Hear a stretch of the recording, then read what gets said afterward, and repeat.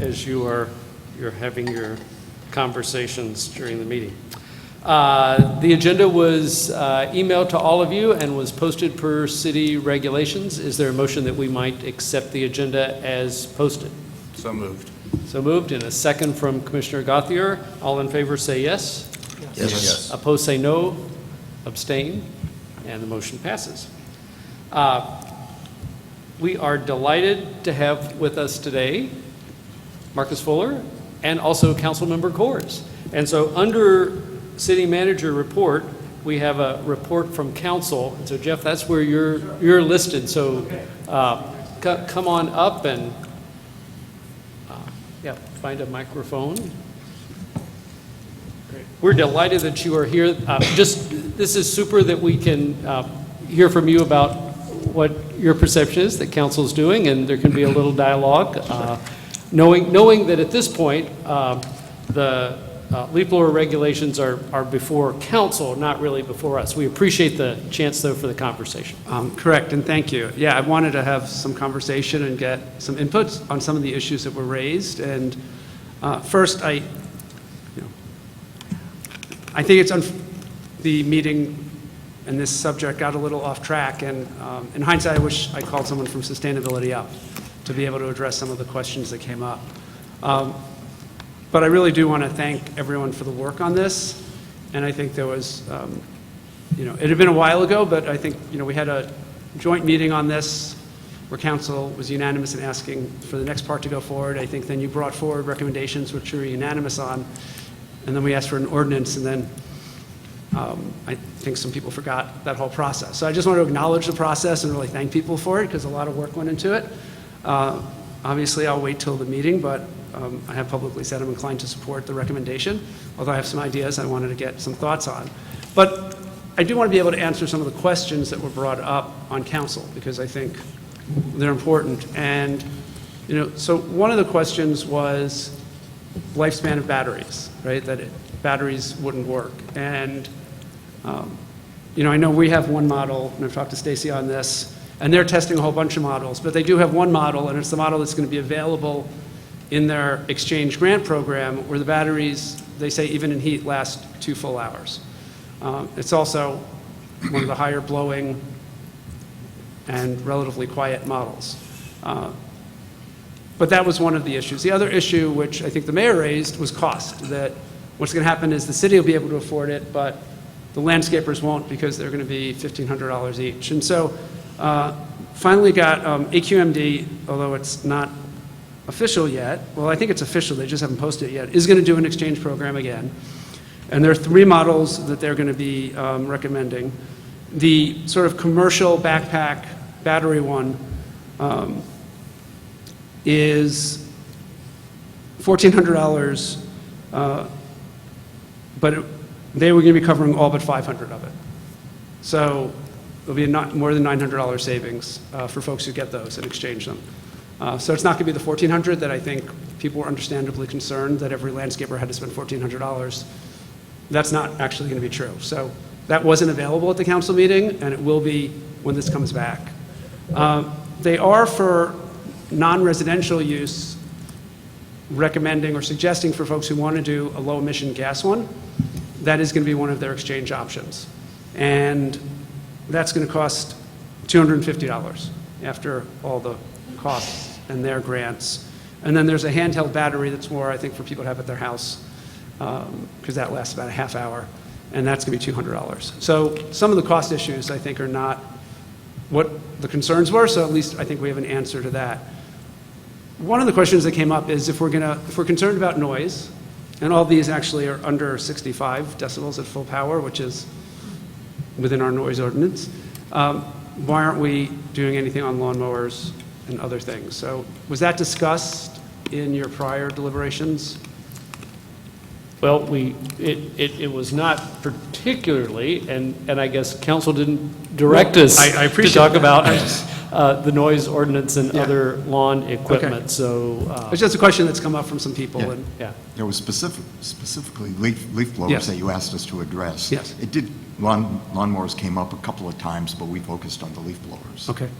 And I've seen what doing a bunch of research, what a lot of the cities, I mean, there are cities that have sort of banned gas, electric, battery, and other things through noise ordinance, right? So if it's over 65, they're out no matter what it is, within a certain decibel, within a certain distance from residential. So that's just one thing I think council can discuss at the meeting, but I didn't know if there was discussion here, so I wanted to check on that. But I do think we have a lot more data now, and we're continuing to do it. Indian Wells obviously has banned gas, but allows electric and battery. Whether they enforce it or not is something we're trying to find out, and how that's working for them. Because I do think we want to, when this comes back to council, which is going to be July 19th, just so folks know that's the date that it's going to be set for, to have as much data as possible, right? We want to have as much information as possible. I will tell you that of the 80 or so emails I've gotten, about 90% are for the recommendation from sustainability. That we get, you know, the noisy and the gas, we get those issues, but don't get rid of them entirely because of desert landscaping. And I think the staff report on that and the work that was done really laid that out in a thoughtful way. So we'll see where we go on that. But I wanted to also know if there are any comments or thoughts from members of the commission who were either there or watched it or read about it that would be useful for me to know. Sure. Vice Chair Wilson. I do have a comment about the lawnmower issue because I believe that that was not raised because one of the major concerns about leaf blowers is a particulate matter that is blown up as a result of the leaf blowers, Right. whereas a lawnmower doesn't really have that similar effect. It's just a noise issue for some, yeah. Okay. Right. And, you know, we're preempted on the emissions issue, so, I mean, but the particulate matter, we're not. And one of the things I'm looking at adding, which I plan to try and add that evening, but we'll bring back, and if anyone has thoughts on this, please share, is to really require a class for every gardener who uses them. I mean, one for their health, because even though it's recommended they wear masks, you know, they don't, and they're breathing this in a lot more than we are. But also not allow the blowing on the street, because that is the most dangerous. You know, the bits of tires, and, you know, AQMD did a presentation at CVAG that I was at. I mean, that's the really nasty stuff. And they particularly don't like the blowing on the streets. And then you actually have to blow it into the property and not out. So I think there are things we can do to try and address some of the concerns that still exist with electric and battery as far as the particulate matter. So that's just something I think I'm going to add to the conversation when this comes back. And I would say that the educational component was also a part of our original recommendation to council, Yes, because it we was. too thought Yeah, it that was. having a DVD or something that would help the landscapers understand a better way for them and for the environment to use the equipment would be really helpful. Okay, yeah, great. And actually, when our committee made the first recommendation, we just talked about education for the business owners, and then after discussing it at the commission, we revised our recommendation to include training for all operators. And I've taken a look at the CBAG training for scalping. That looks really good. It is good. Is that something that we might be able to develop in conjunction with CBAG? Yes, For so at the blowers? last CVAG meeting, which was the day after our council meeting, I was supposed to present about our new ordinance. So we talked about that, and I asked them if we could develop some kind of training. Same with desert, you know, landscaping. I mean, that we should do that valley-wide. I know Palm Desert's looking into doing a leaf blower ban of some kind, and there's some other cities. So trying to get that information and doing it CVAG-wide, I think would be a really effective way to do it. That'd be great. Yeah. I think just one other point I wanted to make is we Please. emphasized at the end of our recommendation, you know, the fact that a lot of people had stepped up to getting rid of their grass and putting in desert landscaping, which creates unique challenges. And I think that didn't seem to be understood as well 2 weeks ago, but we felt that if that hadn't been the case, we might have been more in favor of banning blowers altogether. Yeah. But having so much desert landscaping provides unique opportunities or unique challenges for the city of Palm Springs. Yeah. No, and I think that was laid out well in the February report. And so I think, based on the emails that we're all getting, I think that's really loud and clear, that there are a lot of people who are concerned about that. that they ripped up their grass, and now this is going to create some hardship for them. Great. Anything else you need, Jeff? No, that was it. I Okay. just want to check All in right. on that, and whoever's appropriate from, who can be there from the commission, Roy, but it's going to be... Roy and I were both Yeah. the subcommittee. Okay, so that'll be on the 19th, and I'll make sure to ask you guys to come up with questions. Okay. So, great, thanks so much. Thanks for having me. Thank you very much. Thank you. So Marcus, this is your agenda item too, the Assistant City Manager report. Anything you want to speak to us about at this point?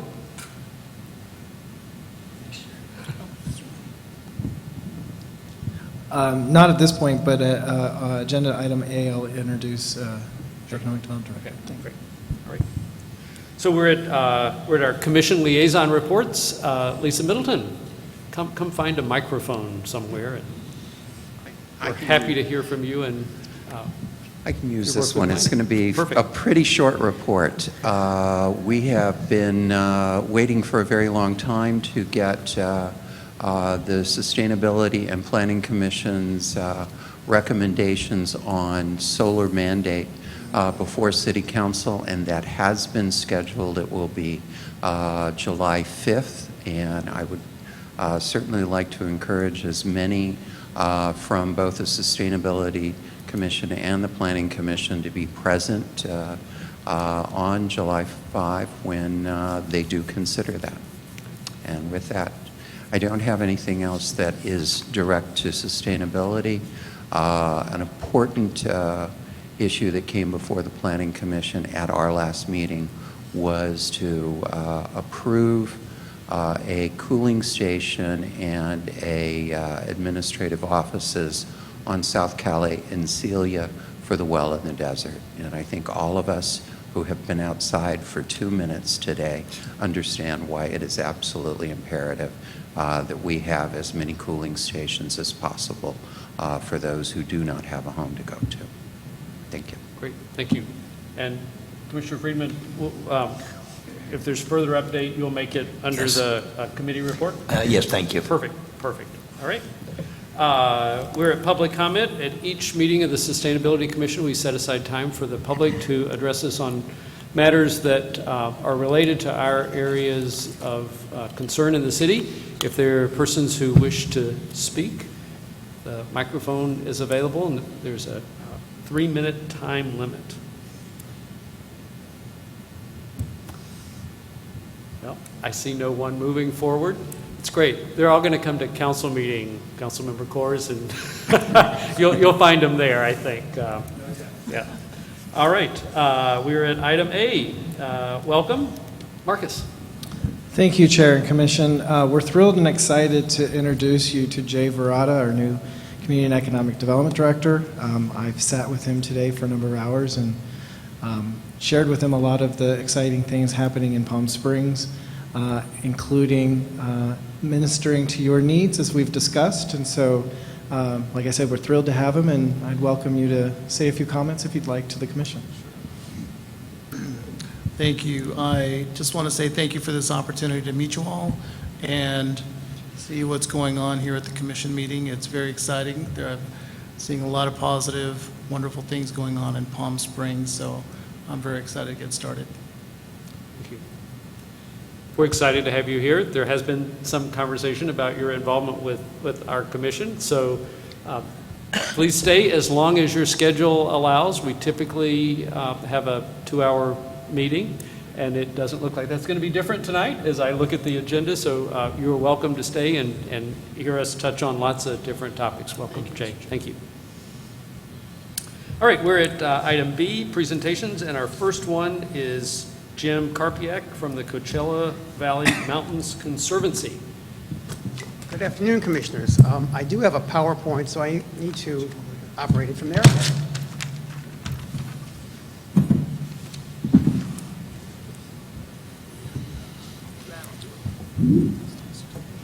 Okay, thank you for inviting us. Can you hear me? Does that work? Okay. The Conservancy, as many of you know, is a state agency. Was founded in 1991. We're a public sector land trust. We have a very broad mission under state law. We're one of 10 conservancies actually in California, including the Coastal Conservancy, the Lake Tahoe Conservancy, the Santa Monica Mountains Conservancy. And we're kind of unique among the states, given our authorities and the funding that we are able to bring. We're governed by a board that includes representatives of all the cities in the Coachella Valley, including Palm Springs. Currently, Chris Mills is the representative, and he's been on the board for many years. The county has a representative. It's currently Supervisor Perez. The Agua Caliente Band has a representative. There's someone appointed by the governor, the Assembly, the Senate, and several state agencies have members. University of California has a board member. And the idea is to talk about conservation as it affects the whole valley on an ongoing basis. And much of what we do is related to funding, but it's targeted. So we kind of have three areas of activity. Historically, we focused mostly on land acquisition, either by purchasing land ourselves or by giving grants to public agencies or nonprofits to purchase the land. We work closely with CVAG under the Multiple Species Plan to focus our conservation in ways that meets the targets of the plan. We have a capital improvement grant program for restoration, for protection of conserved land or other resources, including the Prop 1 grant program that I'm going to talk about today. We also have recreational and educational programs. We are currently at various levels of building various stages of building 3 trails in the northern Coachella Valley, connecting the valley to Joshua Tree. We are about to, and I mean like very shortly, next week, we're about to acquire the Shumway Ranch off of 74, which has some historic buildings, which we're going to be issuing an RFP to seek an operator, someone who will preserve and restore the structures. Our funding comes from the state. Our operating budget comes from the license plate fund, actually. We have 4 staff members, about a $600,000 budget.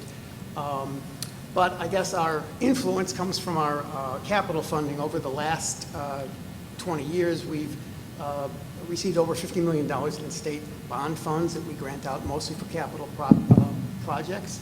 $10 million is coming from Proposition 1. We also, because of our ability to network with the various actors in conservation in the valley, are able to leverage our money to use it as matching funds for federal Section 6 funds that are designed to acquire habitat for endangered species, or other state funds, like Caltrans funding for mitigation of various projects. So there is a strong network here, and our funding capacity allows us to be more influential than a lot of land trusts.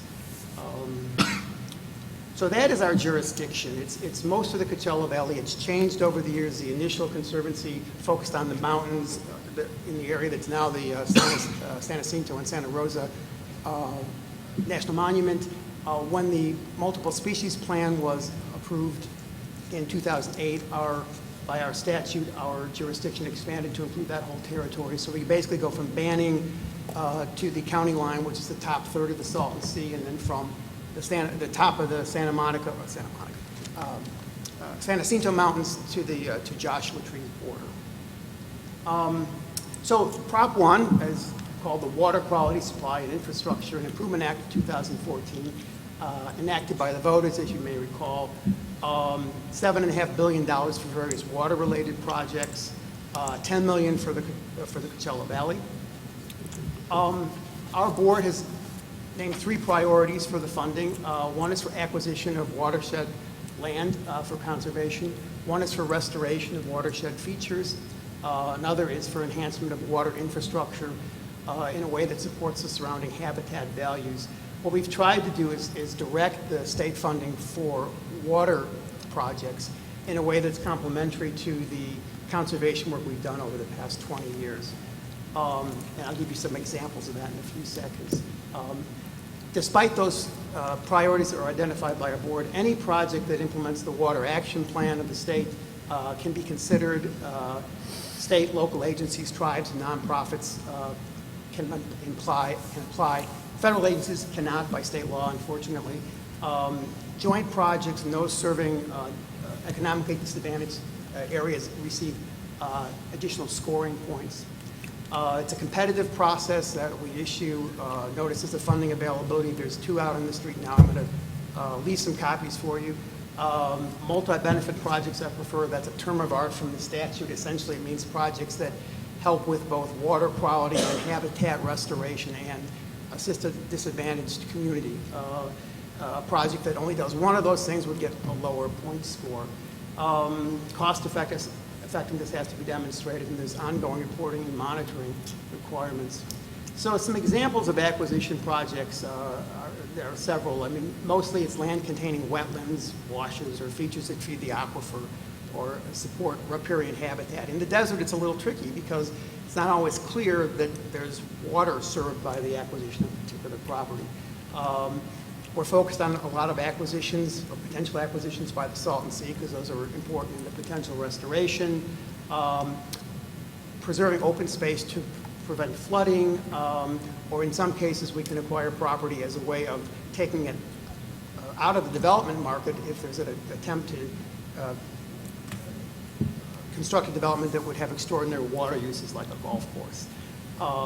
Restoration projects, reestablishing natural flows, these are terms from the statute, improving watershed areas that serve endangered species get special preference per statute, cleanup of hazardous materials, like the Palm Springs Cities project at the Dunn Road site, removal of invasive species. A lot of our projects are focusing on removing tamarisk, which uses a mature tamarisk tree can use hundreds of gallons of water a day and take that out of the aquifer, and so essentially wasting water that otherwise would go into the ecosystem.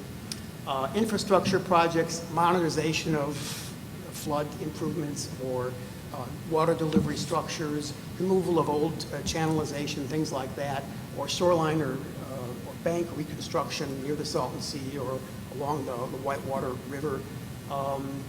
Some of the projects that we've made to date, we've made 16 grants totaling about just under $2 million. A couple you're familiar with. One, we contributed funds for the stormwater system at the reconstruction of the East Palm Canyon at the Tockwitz Creek. Our board has approved a grant for the Dunn Road remediation and restoration that I think was discussed here at your last meeting. We are funding improvement planning at the Whitewater Preserve. That was a project that we funded initially about 12 years ago when it was acquired. There is a big levee there that is about to break and would threaten the whole, not only the recreational facilities there, but would also change the habitat areas and destroy a lot of habitat for endangered species. So we're hopefully planning to fund the restoration or the replacement of that. We have a large project with the Torres Martinez tribe, which is doing restoration along the shore of the Salton Sea to keep some wetlands there to prevent dust from flowing into the air and also to keep whatever water there is from rain and runoff and things like that from just evaporating. As I mentioned before, several tamarisk or invasive plant removal projects are going on, and we have a couple of projects, one in the Coachella Valley Preserve, one in the Dos Palmas Preserve, where we're funding the restoration of a pond that provides habitat for desert pupfish. We are encouraging new applications. It's hard to give away money, frankly, and we have quite a bit of money to give away, and we have strict standards that are required by law, so we're encouraging applications. We have 2 notices of funding availability out in the street now. I will leave you copies of them. One is for restoration or infrastructure projects. One is for acquiring land. The due dates are October 8th for the restoration and infrastructure projects and January of next year for acquisition projects. We have about $6.5 million that's uncommitted. We'll have another round of funding in the fall that'll be announced if you're working on projects, or if you know of someone who wants to seek funding and they aren't ready right now, we'll be doing it in the fall, and we typically do it twice a year. And the staff of the Conservancy is happy to provide technical assistance in providing, in developing your applications and strategies for better characterizing a project so that it meets our objectives. With that, that's our website. Happy to take questions either now or have you call me, and I will pass out copies of both NOFAs, and there's plenty for everybody on the commission and the public as well as staff. So happy to take questions. Great. Frank, are there questions of Jim on their work? And this is a great broader context for what we heard from Savat at our last meeting about the Dunn Road project and that work. Questions? Anyone? And staff, I'm sure Marcus and Stacy and Jay all took note that they're wanting to give away money. So, That was, Commissioner Wangler. that's one of my questions. Actually, I have two questions. The first one is about the Salton Sea and the level of involvement. I mean, I know you mentioned that one restoration project. Is there anything beyond that as the Salton Sea is facing this crisis? We're involved with several acquisition projects in the area that preserve land that has wetlands aspects. We're also working, trying to work with the other players that are sort of more directly involved in the planning and the restoration, the Salton Sea Authority, the Torres Kings Tribe, the county. So I expect that'll grow over time, our involvement there. Okay, and my other question is related to the grants that are available. I mean, I'm definitely going to look at them, but I'm wondering if there are any that are currently available or you anticipate that would be, you know, sort of Palm Springs City specific that would apply directly to what we do as a commission. You know, not land acquisition out in, you know, down valley or something, but something more towards the core of Palm Springs. Yeah, it sounds like you may do some work with homeowners and gardeners on water use. I mean, that's a potential project. We do have a small project in the East Valley working with farmers to sort of have them use tensiometers and other sorts of instruments to prevent wasteful watering of crops. I think something like that would work. Anything battling the effects of climate change is also one of the statutory objectives, so that works as well. So in the NOFAs and also in the guidelines, which are posted on our website, there is the statutory language, and it's very detailed and very broad in many respects. So you're able to be very creative in terms of showing us how a project would benefit the objectives. So I think a lot of what you do would potentially be fundable. Okay, thank you. That's good to know and good for our budget subgroup to think about. Other questions of Jim? Commissioner Guthier. Yeah, Jim, I was wondering if a subcommittee of this commission were to work with city staff to identify a potential project or two, are your staff able to come out to the field and do a project site visit and kind of Yes. help shape that We do that all project the time. proposal so that it's a good fit for your funding? Absolutely.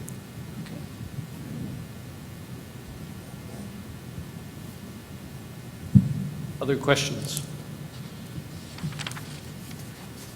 I think this has opened our eyes to some new possibilities, and we've learned quite a bit. Jim, thank you Thanks for very inviting much. me. Thanks for your time and your efforts to be here. Thank you.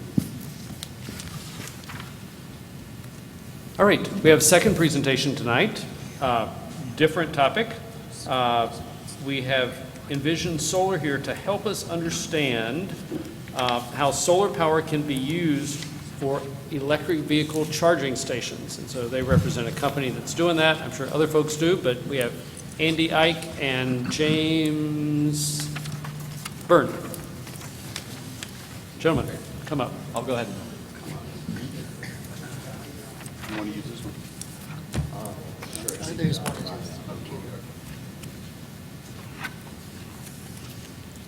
So, Just have to get to the PowerPoint. okay.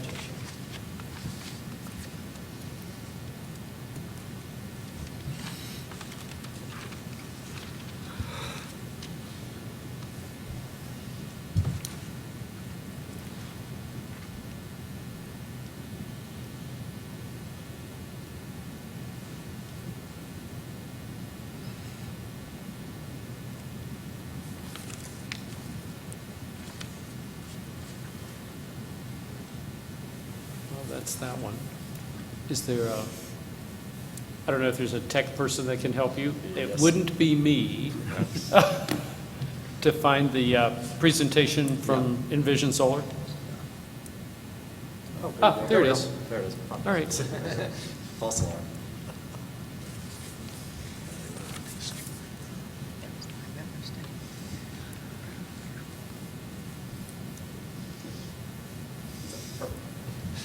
Fantastic. Well, first off, good afternoon. My name is Andy Ike, and I represent Envision Solar, and this is Jim Byrne, my colleague, who's our Director of Sales and Business Development. First off, thank you so much, to the Commission, to the city staff for inviting us out here for the opportunity, you guys, to just tell you a little bit about our company, our product that we are selling to numerous other cities, especially throughout California, but really all throughout the country. And I know that we're kind of short on time here, so I'll just jump right into it. The product that we are talking about here today is a product called an EV Ark, short for Electric Vehicle Autonomous Renewable Charger. And what it is a fully solar-powered, off-the-grid electrical charging station, which can also double as a disaster preparedness tool, which can provide emergency power to first responders on site in case of a blackout or a natural disaster or, heaven forbid, a terrorist attack. You can see here we have a couple of pictures of the EV Ark. The EV Ark is a product that is fully self-contained, fully self-sustaining. It just sits very nicely on the ground. It is not bolted into the ground in any way. It does not need to be connected to the electrical grid in any way, although it can be if you wanted to feed power back into the grid. And really the benefit of the EV Ark is that because it is a fully off-the-grid, fully self-sustaining solution, it doesn't require any of the usual installation process, which is usually involved with getting an electric vehicle charging station up and going in a location. So you won't have to do any kind of permitting. You won't have to do any environmental site inspections. You won't have to do digging and trenching. You won't have to do any electrical upgrades. All of this can be skipped over with the EV Ark, and then in addition to that, it will never generate an electricity bill. It's not subject to peak usage charges or rises in electricity costs. It really is its own little microgrid.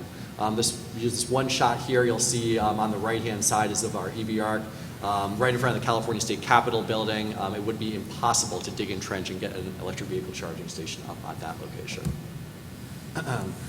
Prior to coming to the meeting, we had done a little bit of looking into the city of Palm Springs sustainability goals, and some of the points that had jumped out that very much correlated with the product that we're talking about here today, very much touched upon becoming carbon neutral, being a leader in sustainable transportation, and being a highly efficient renewable energy city, and the EV Ark will be able to very much help the city with meeting these goals.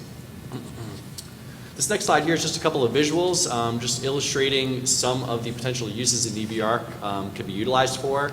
An EV Ark can be placed in a public charging atmosphere, any kind of an open surface public parking lot, potentially at the top of a large parking structure. Could also be placed at a city building to provide on-site workplace charging for city employees.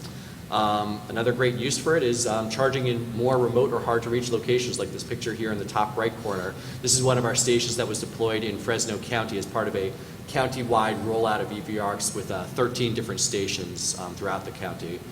The bottom left-hand corner is a picture of a couple of our EV Arks located at Cal State East Bay up in the Bay Area, and you can see here this is charging golf carts, or better known as neighborhood electric vehicles. I hear there are probably a couple of those here in Palm Springs. And then in addition to that, this bottom right-hand corner is charging a Caltrans fleet vehicle, which is electric. I know many cities and government institutions are moving towards electrifying their fleet, and so this is a great use case for it, as well as being able to charge any city fleet vehicles which were electric or plug-in hybrids.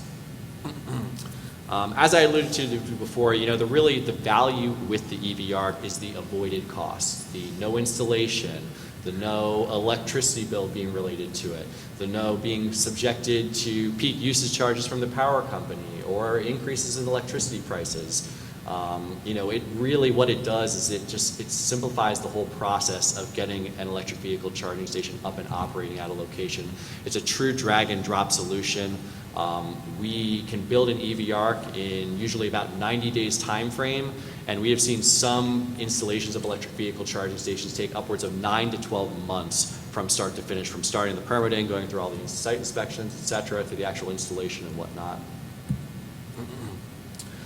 With regards to performance of an EV Ark, it's able to generate and store enough clean solar electricity to charge up to 225 miles of electric vehicle driving in a day. You'll see here we have a shot of a couple of our arcs in front of the iconic Unisphere in Flushing Meadows Park in Queens, New York. We were actually just recently awarded a 3-year contract by the New York Department of Citywide Administrative Services to provide these charging stations to various different New York City departments and agencies. It's primarily going to be utilized to charge city fleet vehicles, which are electric. The New York City is undergoing a huge undertaking to make their entire city fleet electric. So we're helping them with charging them. And we have a great quote here from the New York City City Chief Fleet Officer. New York City Fleet is investing in the fleet of the future, electric and hybrid plug-in vehicles powered by the sun. It really is an amazing thing to have electric vehicles driving on nothing but sunshine. One of the other key components that an EV ARC has is that it comes equipped with battery storage, lithium-ion battery storage on board. So this allows the EV ARC to, throughout the day when an electric vehicle is not plugged in, to be taking the solar energy, putting it in the batteries, and then storing it to have on hand, whether that was for nighttime charging or for periods of cloudy days, if you guys ever get them out here based on the weather that we have right now. And it comes standard equipped with 24 kilowatt hours of lithium-ion battery storage, which equates to about 64 miles of electric driving on hand. We can go ahead and we can upgrade that storage as needed if there's going to be significant nighttime charging. And then, the battery storage is also utilized for emergency power with regards to the disaster preparedness angle, which I'm going to get into next. One of the really exciting features that we've now incorporated on an EV ARC are these emergency power panels, which are essentially, you can see here, there's a couple of visuals of what all that looks like. And in case there is some sort of an emergency, these emergency power panels are locked up, and then if there is this emergency, first responders can arrive on site, plug into these 120 or 240 volt outlets, and then utilize this power to charge any kind of vital infrastructure, whether that's a defibrillator or a blood bank or a major computer server or a refrigerator. We just took part in a disaster preparedness event a week or two ago up in the Bay Area, and they were running all sorts of different kinds of equipment in this disaster preparedness exercise, everything from generators to air conditioning to you name it, they were running it off of the EV ARC. Their own words were that the EV ARC saved their event because the generators they were supposed to use went out. So it's a great tertiary source of power for if the second generator goes out. And then another really ingenious and often overlooked part of the EV ARC is its steel base pad.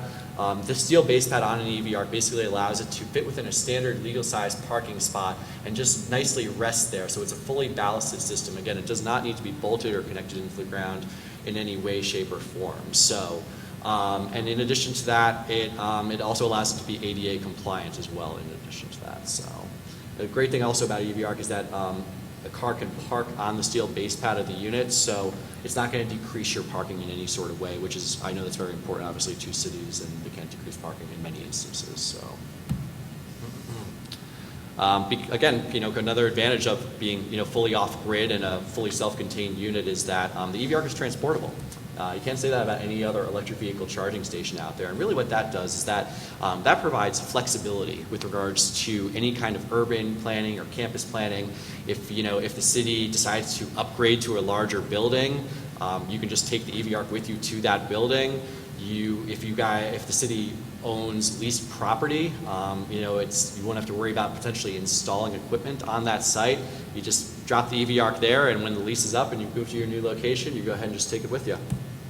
And it's towed, I'll jump back to this real quick here, is that it's towed by a customized boat trailer that we've manufactured called a Ark Mobility trailer, which essentially allows us to pick up an EV ARC with hydraulic rams, lift it onto the trailer itself, and then when we arrive on site, we have the EV ARC in its parking spot and deployed within 9 to 12 minutes. And so we've taken a process that often takes 9 to 12 months for some people and condensed that into 9 to 12 minutes.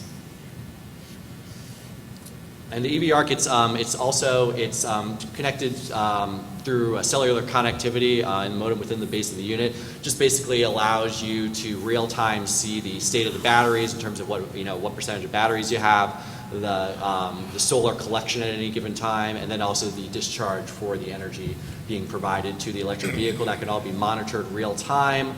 Other more in-depth data collection can also be utilized through a network charging station that we can mount onto an EV Arc. In addition to that, really what the EV Arc is at the core of it is a mounting asset that allows you to bring power to more difficult or hard to reach locations. So in addition to, mounting electric vehicle charging stations onto an EV Arc, which is the most common, uses that we see with it, we're also able to incorporate a large and wide and diverse range of other sort of electronics like televisions, closed circuit cameras, audio speakers, AC and USB ports, etc. Sure what happened with this slide here. It looks like it came out of converted. I apologize about that. It was just some visuals on there from other locations that we've deployed them. And then the other thing I was going to mention too is that we are on contract with the state of California through the Department of General Services. There are advantages to purchasing off the state of California contract with regards to you don't have to go through the standard public bidding process. You receive specially discounted exclusive pricing. Delivery is also included within the pricing, and you're guaranteed delivery within 90 days from receipt of purchase order as well. This is just a brief sort of overview of the special state of California contract pricing, just to kind of give you guys an idea of that on here. And I can provide a state of California contract to anyone as needed down the line at some point in the future. And I apologize again, this one did not translate over the way I was hoping it would, but just a little bit of info about Envision Solar. We were founded back in 2006. We're with the proverbial old guys of the electric vehicle charging industry. We've really been through all the difficult installations, which eventually led us to creating this self-contained product with the EV Arc. And all of our products are manufactured at our facilities in San Diego, California, and we proudly employ combat veterans, disabled workers, and other highly motivated individuals as well. And this last slide here is just a quick sort of overview of just some of our clientele here. These are not early adopters. These are people, who take technology that has been proven and tried and tested and true. So you'll see there's a number of government agencies on here, such as New York City, State of California, University of California, San Diego, to private companies like Google and Genentech, Kohl's, etc. So, and that's that. So that's kind of our presentation that we had here. I guess we'll open Great. it up. Yep. Yep. We'll have commissioner questions, and I'm sure there are some. I'll kick off with one. What is, not having ever paid for an electric vehicle charging station, a standard one, and I'm sure that can vary from site to site, but what would be a typical cost for the old school thing? So it really, there's different situations with regards to installing an EV charging station, as you can imagine. The easy locations to install a electric vehicle charging station, the locations that we like to call the low-hanging fruit locations per se, are locations that are usually pretty close to the power source, so you don't have to do significant digging and trenching. You don't have to do any kind of electrical upgrades. You have the necessary power that you need there to get it up and going. On the low end, and installing an EV charging station will run anywhere from about $5,000 to $15,000 for those low-hanging fruit locations. Now, when you get those low-hanging fruit locations out of the way and you're looking to expand, to more difficult or more hard-to-reach locations where you may have to potentially do significant digging and trenching, you may have to do electrical upgrades to get the necessary power out to that location. We have seen some quotes that run up to about $150,000 on the high end of it in the most extreme of circumstances, where people need to dig and trench, hundreds of feet to get the power out to that location. So really the EV Arc is a fantastic solution for those more difficult, more hard to reach locations. We're not trying to compete with an easy $5,000 to $10,000 install. If you have, an easy install like that, we say do it every single time. But where you have those more difficult or hard to reach ones, this is a product that could make sense from a logistical standpoint. So, Commissioners. Commissioner Guthier. So, has this been installed in really windy environments? You said it's very stable, but you'd be surprised what the wind can do out here. Sure, certainly. Well, we actually, I'm glad you brought it up, is that we actually have the City of Indio as one of our customers. Last year, or actually early this year, excuse me, they purchased one of our EV Arc stations to charge city fleet vehicles, which are electric. So, so that's one right here in the area, if we're talking kind of right about the greater Palm Springs area. And the EV Ark is independently rated to withstand winds up to 110 miles per hour. So it's pretty sturdy and, yeah, made for those most extreme of circumstances, I would even say. So. Commissioner. Yes, Commissioner Friedman. Is there a mechanism for putting a charging station, I mean, charging as in monetizing, so that people are putting in a credit card to grab some of the electricity? That's one question. And second, how do you, I guess on a web application, you'd be able to sort of know how much is left so you don't sort of drive up there and find that all the juice is gone? Sure. So to speak to your first point about charging, for charging, again, the EV Ark is basically, it's a mounting asset, and we can take any brand of electric vehicle charging station equipment and mount it onto an EV Ark. And so there's really two different worlds of electric vehicle charging stations out there. There are non-networked or dumb stations, as some people call them, which are just very simple charging stations. You just go, plug in, and that's that. And then there is also what's called smart or network charging stations, which have pay station capabilities on them. And essentially, you know, what happens is that with these different pay stations, they have their own networks that they administer on their own, where you yourself as the administrator can set up those pay station capabilities, and you have a really wide and diverse range of setting up those pay station capabilities. You can just say, you know, set dollar amount by the hour. You can increase it after a certain number of hours the person has been charging there. You can charge by the kilowatt hour. So to answer your question simply, yes, that's definitely a possibility. So.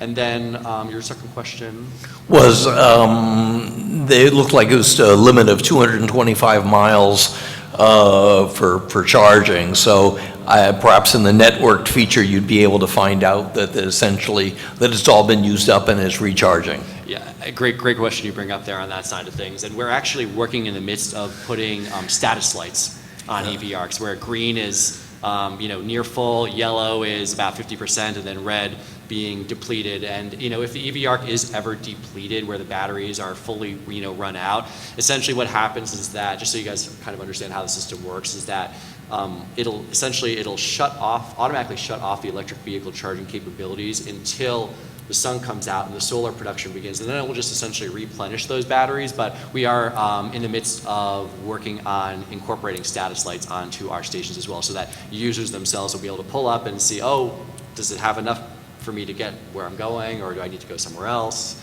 So we are working towards that as we speak. So. Yes, Commissioner Otto. It's a tracker system, so what's the maintenance and warranty? Sure. So the maintenance, you know, it's in and of itself it's a very low maintenance product with regards to standard maintenance. Really, the main items that need to be done are to wipe off the solar array itself every month or so. You usually just want to wash it off, basically, just so that it's clean and just getting maximum solar production in that respect.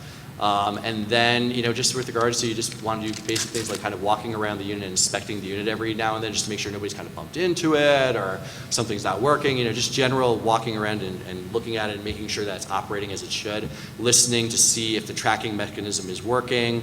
And we can remotely monitor the EV Ark through that cellular connectivity, and usually remotely troubleshoot anything that were to come up on that side of it, so that definitely helps with it. And as it relates to a warranty, the EV Ark comes with a 1-year standard warranty with it, but all the major components on it, such as the solar panels, the batteries, the inverters, they all have their own individual factory warranty that comes with them as well. And so we have a whole list of those 4 individual warranties for the components that come with the EV Ark in addition to it. So. With respect to the gears that you asked about, we built the machine to last, and the gears that we used are designed to be constantly in use, so they're way over-engineered because we don't ever want them to fail. So really, the only maintenance that's required is occasionally lubing them, but even at that, they're working so far below their actual capacity that we really don't anticipate them breaking. They were actually tested to about 500 times the pressure that they're ever under. So they were built in Germany, and you know, there's a funny story that goes behind how we got them tested, but they couldn't break them, and even when they tried it, like I said, 500 times the amount of pressure that they'll experience, and they're designed to work 24 hours a day, and they only work a couple of minutes at a time, you know, throughout the day. So there's some zerk fittings or something that have to be greased? Yes. Exactly. And the electronics for the tracker system, they're from the same German tracking company? No, the electronics are not. So the electronics, control the motors, and basically we tell it where it is, and then based on where it is on the ground on the Earth, it will track the sun. So it's on a timer, and it predicts the path of the sun. Okay, So, yeah. much better. No service gears. Yes? Commissioner McCann? I think I have a couple of interlocking questions. Our requirements or needs at this point are for more stations to service electric vehicles if they're going to like a parking lot downtown, or if they've come into work at City Hall, or if they're at the airport. How would this system work in terms of its capacity? Is it feeding power from the panels directly if somebody's plugged in, or is it always feeding a battery and then it's the battery that's actually going into the vehicle? And if the battery is good for 225 miles, then is the next person, so if that took, first of all, I'm curious about how long it takes, because that's important to somebody who's parked their car there, but then if they're finished and they've got the optimum charge and then they're leaving, is the next person coming into that station out of luck, and how long would they be out of luck for? So let me ask a quick question from the group. How many folks own an EV? Anybody? You own an EV? So one of the things that, when we're talking about this is especially because, driving EVs, and as we approach the adoption of EVs, it's a different model than a gas station model or destination charging.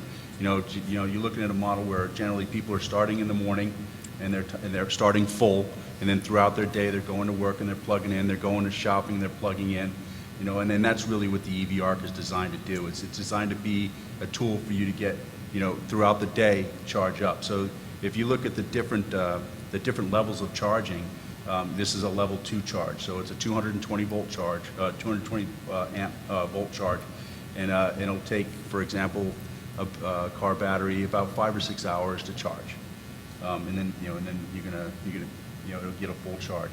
But if you have somebody that's doing that, plugging in and charging all day, of course it's going to deplete the battery.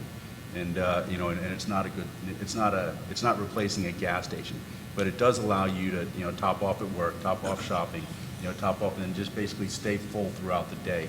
So as you're driving an EV, and I drive an EV as well, it's I'm not driving it until it's empty and then charging it all the way up. I'm just constantly topping it off. So, And just to speak to, how the charging station itself works as it relates to the solar panels is, the charging station itself operates and charges the exact same way that a grid-tied charging station does in and of itself. So it's going to provide the same current that a grid-tied charging station will. And really, as it relates to, the solar power and is it going into the batteries or is it going into the car itself, it really depends on what the car's charge acceptance rate is. If the car has a lower charge acceptance rate than the amount of solar being produced, it's going to take the necessary charge for the car and put it in there, and then anything excess will go into the batteries. I guess, and just kind of just for informational purposes, kind of the next level of charging, like level 3 DC fast charging, that's the case where you would hear that somebody would plug in, if it's DC fast charging capable, it would plug in and you could charge up to 80% of the battery in about 30 minutes. Right. So it's like the Tesla superchargers, right, and that sort of thing. Just to put that in perspective, to make that amount of power available is the equivalent of putting a supermarket in a stump. So, so it's a lot of power to provide that level of charge. Okay, thanks. Other question? Oh, I'm sorry. Vice Chair Wilson. Yeah, I was curious. It seems like when you started the presentation, I just assumed this was a very mobile thing and, responding to emergencies and things like that. But it seems as if a lot of your customers are using it for a semi-permanent system. So I'm curious, I guess maybe with the city of Indio, as you were talking about, they maybe had this installed at the courtyard or something? The Indio Water Authority, where they house, I think, some of their fleet vehicles, which are electric. Which is, yeah, it's Water Authority / courtyard. So I'm curious if you have dealt with cities where you're running into aesthetics issues and development regulations there where you may be looking at installing them in more visible locations. Could you maybe speak to that a little bit? Sure. We do have, we definitely have had people who are, cities, particularly who have been concerned about aesthetics. However, there's different points of views in terms of the aesthetics because some people love it. Some people see it as a very highly visible sustainability initiative that the city is doing, and one that, many people get very excited about, with regards to having cars driving on nothing but sunshine. That's really the future, and so that's something that a lot of cities get excited about. But the aesthetic is a side of it that we have run into from people, and there are some who have expressed concern about putting it in a very highly visible location, like in front of a courthouse. But again, there's others that say, let's put it right there. For example, we're talking with the state of Washington, who wants to put one of our EV Arcs right in front of the governor's mansion, and the reason they want to do it is because it is just such a highly visible sustainability initiative. So we've really seen both ends of the spectrum on it, and it's kind of just a personal preference is, I think, the thing that we've seen on our end of things. So. But have you had to go through a variance process or anything, or it seems like such an unusual situation. I'm just not sure how a city would even address that in terms of development regulations for like parking. We haven't come across a visibility variance issue. We're working with the city of San Diego right now, but through advertising, it's mounting the 55-inch screens on there, and so we want to make sure that they can do that to generate advertising revenue. We were talking about variances there, but like even the city of New York, I mean, they're putting all of there's one at 1 Center Street right downtown in front of the Manhattan Borough's president's office. Yeah, and they just bought 34 of them. But we haven't run into that problem before. With a variance, they seem to accept that if they really don't like it, they can move it. But we haven't had that. Like I said, most people and even several companies have bought them to make a statement, that renewable energy statement. I like them. I think they look nice. Yeah. Well, I raise the subject because a lot of the schools here have installed solar carports in the parking lots, and it's been a bit of a bone of contention. So, yeah. So, I mean, it's hard to visualize when you see this, but I know what you're talking about, because you're talking about kind of a corrugated sort of metal, kind of frame that with a bunch of solar panels mounted on them. Ours don't. I mean, we really build for aesthetic appeal as well. In the beginning of our company in 2006, we were an architectural design company, and so we built beautiful things to make a statement. And we continue to try to build beautiful things. I mean, built beautiful, practical, rugged things, but they're painted. They're nicely done. It's not a bunch of metal thrown together. It comes like it looks like a quality product, and it is. Other questions? We know more now than we did a half an hour ago. Oh, thank you, gentlemen, for being here. Appreciate that, and you may hear back from us through Commissioner McCann or staff, but we appreciate your time driving over to let us know about this possibility. Certainly, and thank you so much for the opportunity. It was a pleasure to present to everyone and meet everyone. And unfortunately, I don't have copies of the presentation here, but I'm sure they can be distributed as Yes. needed through you guys. Yes, So, absolutely. Great. We can do Perfect. that. All right. Thank you again. Yeah. Thank you. And thank you so much for letting us speak. And also want to invite any of you, if you're in San Diego, and you want to take a look at our production facility, you're more than welcome. Contact Andy or myself. And if you want to spend an hour down there, just taking a look at what a company that's manufacturing in America, looks like in San Diego, which we're very proud of. Come on by. Great. Thank you both. All right, we are at item C, the meeting minutes of our last meeting, May 16th, 2017. Dan emailed those minutes to you, and I think there were a few corrections that were emailed back to him. Is there a motion for approval? So moved by Commissioner Clark. Is there a second? Second. Second from Vice Chair Wilson. All in favor say yes. Yes. Opposed say no. Any abstentions from absentees? I'm not sure I recall who was. I think maybe we were all here last meeting.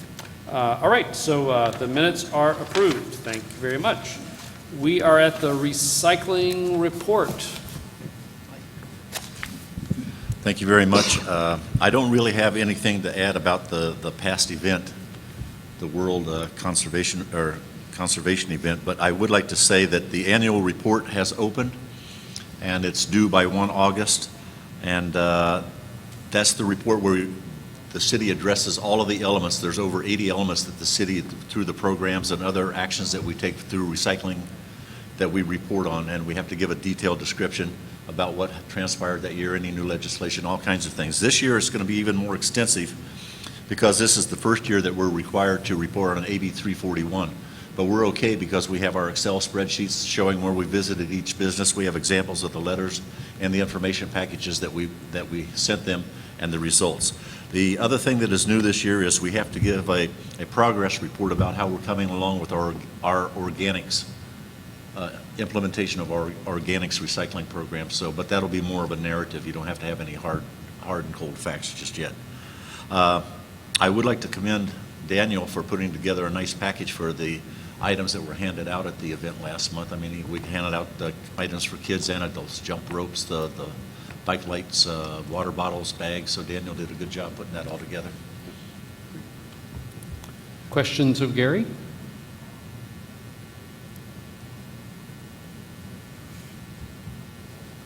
All right, we'll let you off the hook easy tonight. Thanks, Gary. All right, we had a question raised, and so we agendized it under new business, item E. There was an invitation for the Sustainability Commission to have a booth at the farmers market once a month. I'm assuming that's free of charge, Yes. was the invitation. So, and the sense was that this would be something that commission members themselves would do.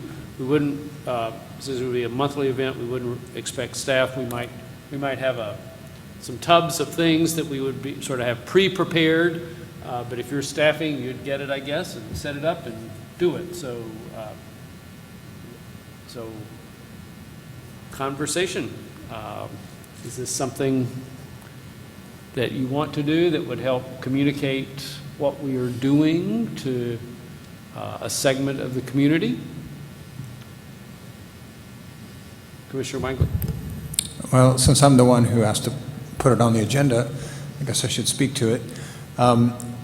So, you know, it's an opportunity to interact with locals and you know, a lot of visitors as well. You know, especially in season. The farmers market provides this for, you know, other groups like libraries and nonprofits as well to you know, just provide information to the public about what they're doing. So it's an opportunity to raise awareness within the city about, you know, what the projects are that we're working on, and you know, but it's once a month is what the commitment would be. And the farmers market here in Palm Springs, it runs every Saturday from 8 a.m. to 12:30 p.m. So it's roughly a 4.5 hour commitment. I don't think we would need to stay the entire time. The market is indoors during the summer months, June through September, at the pavilion, and it's outdoors right next to the Camelot Theater the rest of the year.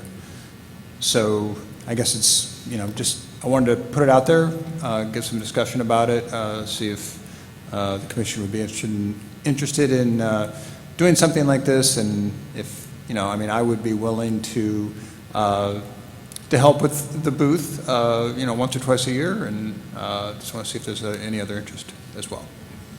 And I guess if we had 10 commissioners and you had 2 people each time, I guess you'd end up doing it once every 5 months or so, theoretically, if everybody participated.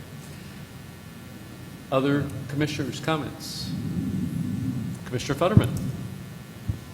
We had a table at 3 of the events, so 2 outside before it moved indoors at the farmer's market, and one time right as it moved inside, right before our World Environment Day event, and it was a really awesome opportunity to talk to community members. Sometimes it's hard to get them to stop, but I think if they actually saw, if we had our table out with Sustainability Commission, it might be an opportunity for them to ask questions and to present, ideas also, and we can invite them to come to our meetings, and it would just be a nice interface where we are more present more often.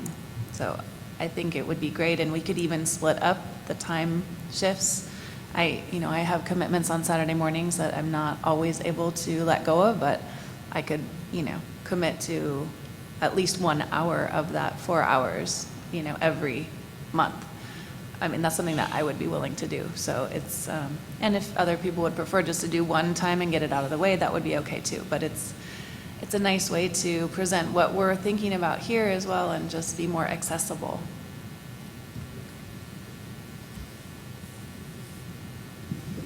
Just a logistics question. Would we also have to provide a table and a tent to set up? Megan was able to, to put that up for us before, so I imagine that she has an extra. And while it's indoors at the pavilion, there's plenty of tables and chairs. So, but she did have an extra pop-up. And if we need one for any reason, my company Skyline Organics does the farmers markets on a regular basis, and we have extra canopies and tables that we can use. And the city does have pop-ups that we could use, but there's one that could be available to us for events. But if it's not in use, it's not sustainabilities, but okay. downtown has one you could share. Well, that could also, this could also be something that we could purchase one for our commission and maybe get our logo put up on there, so it would be our pop-up. Sure. Well, I'm not sure. Where do we go forward with this? Do we have couple of folks organize this and see if we can launch it? What's your preferences? That sounds good. I'm willing to participate. Okay, Commissioner Gothier? Seems to me we would need to email around a schedule and sign-up sheet and see if we have adequate interest from all of the commissioners to participate in this, or some that are really excited about it and want to do it more than once or twice. But I think we should look at if we can fill up the calendar before we commit to it. Yep. So perhaps we can invite Dan, to send out some sort of schedule possibility, and people could respond if they're interested. Is there a particular week of the month? Does it make sense, or does it matter, or what? Second Saturday, fourth Saturday? Yeah, it really doesn't matter from the farmer's market point of view. So we can choose any day. It should be consistent, though, the second week of the month, or third week of the month, or whatever it is. Okay. But if you want, I can work with Megan, who's the market manager, to come up with a preferred schedule, because she knows when other groups are coming. As she told me, if there's a particular Saturday that we really want to be there, she's not going to turn it down. But there may be some Saturdays that are, where there's more space available. So I can come up with, working with her, a preferred Saturday, and have it, have a possible schedule sent out. Okay. Vice Chair Wilson? I have a question for staff. Gary, do you happen to remember how we organized the tables at Village Fest when that was pretty active? Did we do doodle polls or something to fill up? What? I'm sorry? Did we do Village doodle Fest. polls for Village Fest to set up who was going to volunteer for those time slots on those Thursdays? No, I think it was just by who was going to show up. There wasn't any roster sent out or anything sent out where you sign up, to the best of my knowledge. Okay. Commissioner Freeman?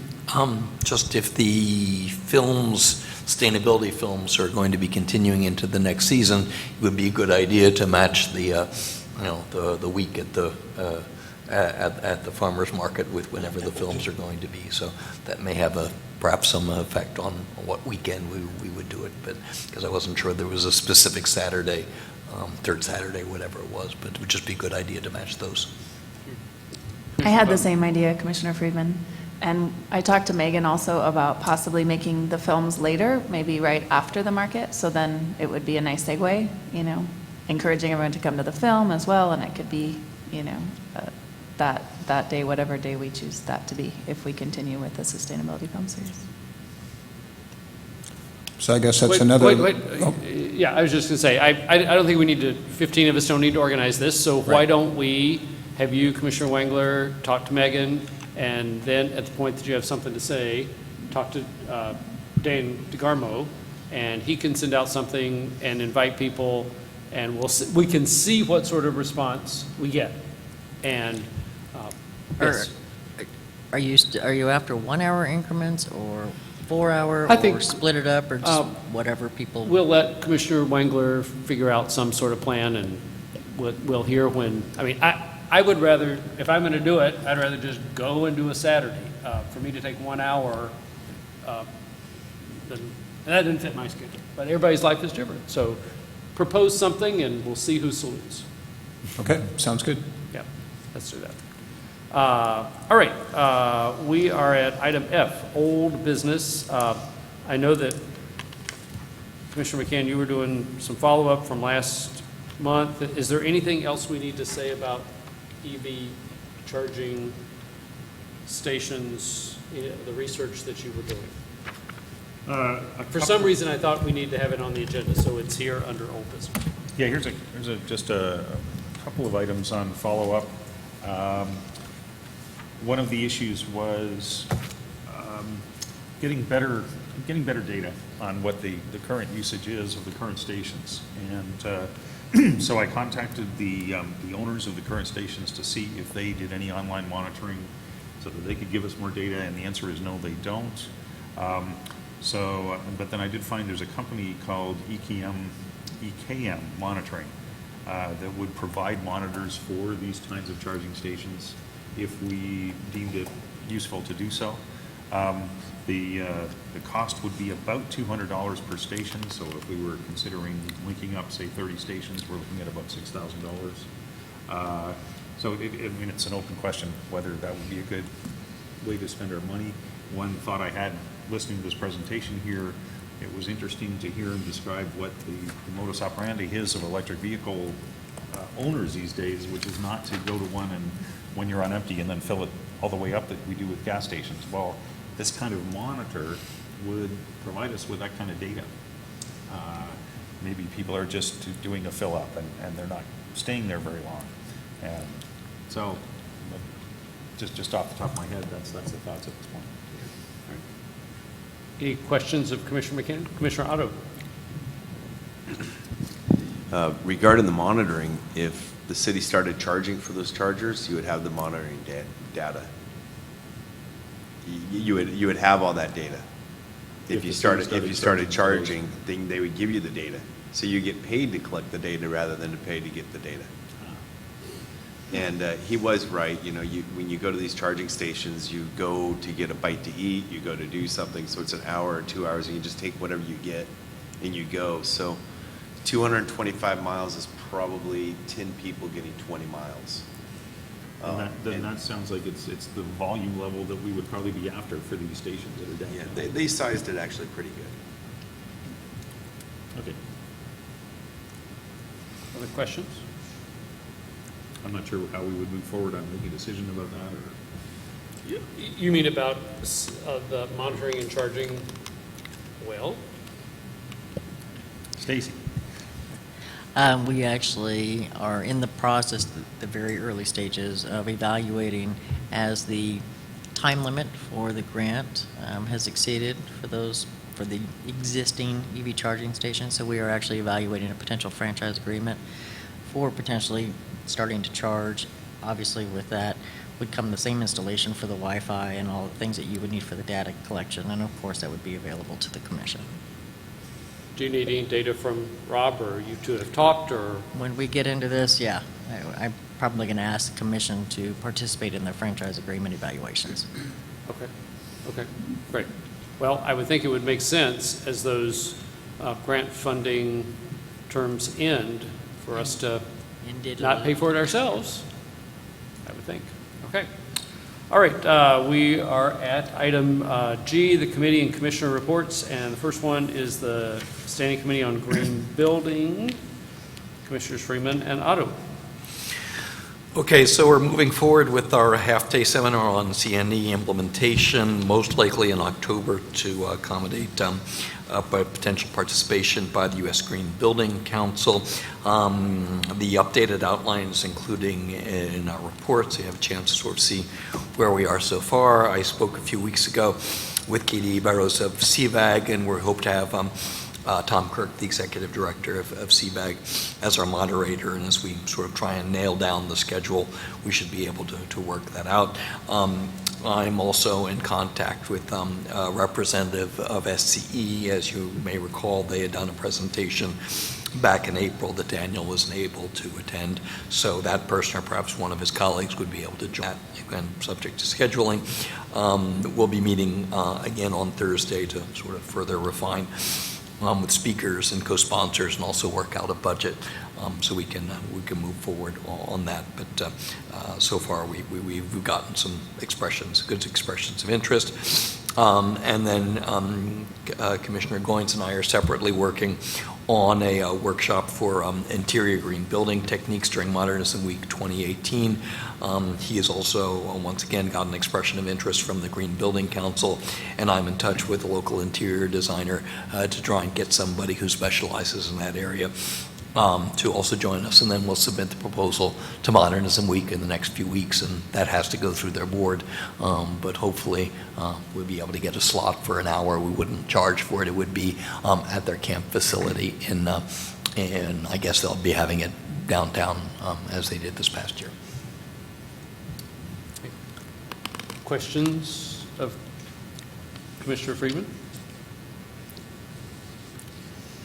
How do we make the budget bit work as we're getting ready to move into the next fiscal year? If we want to have some funding for this, how do we lodge that in the process? At this point, I would probably recommend that you recommend to the budget subcommittee that there's an evaluation and an earmark for the $10,000. If the body chooses, that's how you want to spend $10,000. Okay. And you're thinking it would actually be, maybe we could budget half that, because your expectation is that we would get some sponsorships, is that? I'll defer to Commissioner Otto, but I think that's our objective, yes. Yeah, I haven't spoken to Commissioner Freeman for a little bit about this, but what I've been working on my end, it's been very well received from the shareholders, from the professionals in this industry, and I really don't think that this is going to be very expensive. I think that there should be some sponsorship opportunity there, and it wouldn't be very hard for it to be almost self-funding. I think that a little bit of advertising is what's going to be needed from the commission, and of course those are going to be at discounted rates. And possibly the sponsors would be paying for that as well. But we do need sort of a catch-all so that, we go out there and start getting this going, and the sponsors only come up with half of it or whatever, this thing still goes on. And that's sort of what the 5 to 10 was for. And, hopefully it's 0 to a grant. But worst case would be 10. I think 5, we can make things happen with that. 10 would basically be funding the whole thing. So I would suggest Stacey? maybe a not to exceed 10,000. if that's truly, I mean, I understand what you're saying, but to make sure that you have what you need, if you did a not to exceed 10,000, that way you could come in way less, no problem, but you don't have to come back to the commission again and again if it exceeds it. Yeah, and that's how we looked at it, is the 10 was like the max that this whole thing would cost. And so if we had to fund the whole thing, that's what it would be. Expecting sponsors to step up and hopefully reduce that to 0. So, I would suggest that if the body makes this recommendation of not to exceed $10,000 for seed money for the first-time event, that you direct the subcommittee, the budget subcommittee, to identify those funds in your fiscal year 17-18 budget. okay. So it's possible to do that tonight, or we should agendize that for a July meeting? You should discuss it. This is your discussion tonight, Okay. and then we would Okay. All agendize right. it for next. So, okay, great. So, commissioners, is that sort of budget recommendation what you would like to suggest to our ad hoc committee that's working on how our budget would look for the next fiscal year? Would you like to direct them to earmark up to $10,000 not to exceed? Commissioner Otto? Maybe, I don't know how fresh in everybody's mind this is, but does everybody understand, what sort of the goals are of this, of what we're doing and what we think the Sustainability Commission will get out of it in the city of Palm Springs? Should we start there and sort of rehash that a little bit, or Yes, so that everybody's please. familiar with it? All right. That would be helpful. You said yes, please? I did. Yep. Okay, I'll give it a shot, and then Commissioner Friedman will fix it for me. So what our goal was, what our goals are, is to help educate the contractors of zero net energy and what's coming, and what the requirements are in 2020. And we know that they're going to be changing, but the fact is that we're trying to make our homes more energy efficient. We could talk solar all day long, and I do, but the truth is that energy efficiency is cheaper than production of energy. So what we're hoping to do is, by educating them, is that our valley contractors, that's why we're going valley-wide and not just Palm Springs-wide, is that our valley contractors start constructing houses that take less energy before the zero net energy comes along. So our first goal is to hopefully reduce carbon-based fuels in the consumption of earlier rather than later. Secondly, it will bring some prominence and some credibility to the Sustainability Commission in Palm Springs for what they're trying to do by doing something a little bit broader, doing something a little bit more advertised. Hopefully help out our contractors, our designers, our architects, to be more competitive and to be better at what they do. And I think that helps. About what I got. Yeah. Thank you. I mean, that's essentially it. CVAG is quite supportive. Hopefully, they'll be able to kick in a little bit of money. I mean, Katie did mention that she couldn't commit to it, but she did indicate that they would be able to, provide some support for that. And once again, that will help us, get.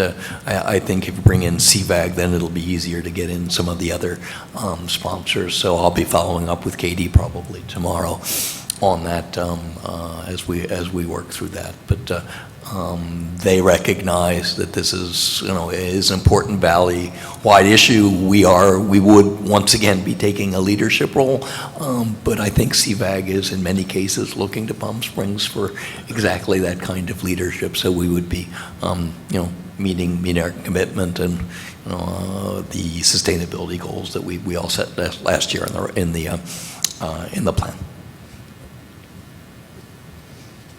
Yes, Commissioner Gauthier. So this would be coming out of the 2017-2018 budget. Do we have a sense of what percentage of the total pot available this 10,000 represents? Is it the entire amount that we would have to spend for the year, or is it? No, I will actually defer to your subcommittee who are making some evaluations on how that's going to happen, but it's not, no, it's not your total pot. I'm sorry, I didn't hear you. It's not your total pot, but Okay. your subcommittee's still evaluating how they want to proceed with the funds available to them. Okay, thank you. But, I mean, One more. my observation is, I mean, there's potentially several tens, if not $100,000 worth of money available next year. But you all are looking at it in some different ways. So it certainly, 5 to 10,000 would not exhaust our budget in any way, shape, or form. Commissioner Otto. If we had a long segment on using recycled materials. Well, I don't think that is a Come out of the other totally, budget? well, no, I don't know that that's totally unrealistic. That's up to you. I mean, using recycled materials is part of what you do. It's your angle. All right, I want to move us along. I don't want to, keep talking about this for 30 minutes. What's your druthers? Is there an action being requested? Well, I think, yes, we need a motion to refer this to our budget, ad hoc budget committee to see if they can incorporate that in the picture. So is there a motion to do that? Is there willingness to do that? Okay, I'll make the motion. I'll second. Okay, second Commissioner Guthier. Is there other discussion? So we're referring this as a budget item to the ad hoc committee on the budget. All right, all in favor say yes. Yes. Opposed say no. Abstain. All right, so we've sent a budget item, and I think there could be another one coming up if I'm reading my reports. Okay, anything else? On Green Building, that's it. And I said, Okay, we'll come all up right. with the budget for Thursday. All right, well, so don't lose your microphone, Yeah. Commissioner Friedman, because we're at the solar mandate.